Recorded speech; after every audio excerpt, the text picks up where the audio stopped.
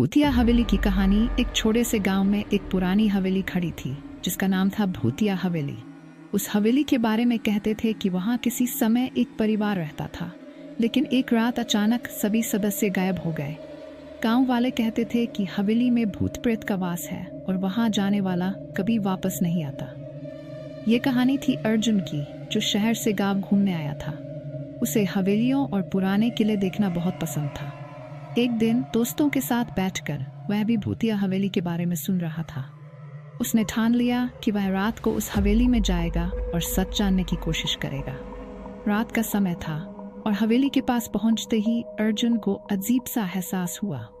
हवेली की दरवाजे की खिड़कियां खुली हुई थीं और हवेली से पुरानी घड़ी की आवाजें आ रही थी। लेकिन उसने डरते हुए कदम आगे बढ़ाए और हवेली के अंदर घुस गया। जैसे ही वह हवेली के अंदर गया, अचानक एक ठंडी हवा का झोंका आया और उसने सुनी एक खौफनाक आवाज, तुम नहीं बच पाओगे। अर्जुन कांपते हुए आवाज की दिशा में बढ़ा, लेकिन जैसे ही उसने एक कमरे का दरवाजा खोला, अचानक वह कमरे की दीवारों पर खून से लिखा हुआ पड़ा, जो यहाँ आएगा वह कभी नहीं जाएगा। अर्जुन की हालत खराब हो गई। उसके चेहरे पर पसीना था और वह तेजी से बाहर भागने लगा।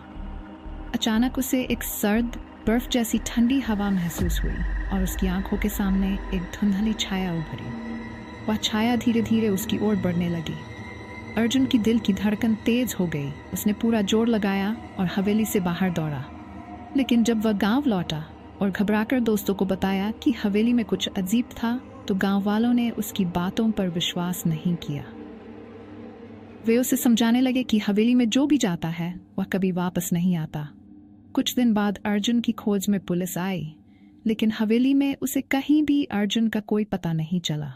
गांव वाले कहते हैं कि अर्जुन अब उस हवेली में एक और भूत बन चुका है, जो नए आने वाले लोगों को अपनी खौफनाक आवाज से डराने आता है।